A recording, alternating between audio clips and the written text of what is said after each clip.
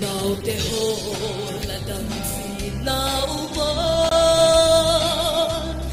yên nung nát phi bay cả hun bu khi sương sương khát số râm khổ về là mi hay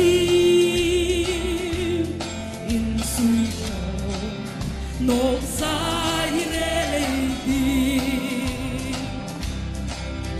không muốn mang em bằng gì đi xem đi nguy hiểm ý tân bầu ý một nguồn nước mong hoa không xóa cụ in em nghe gần đi ta tăng lên in suy hồn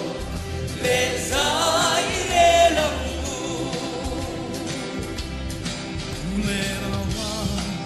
sa hoa chiều tua u an bay ram thang ruan ho sina puang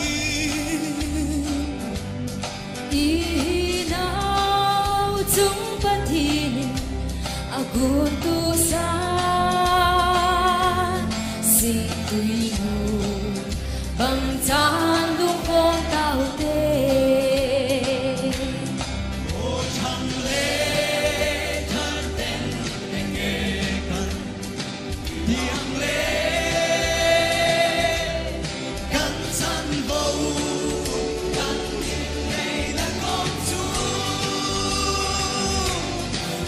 suatu in engegan di datang le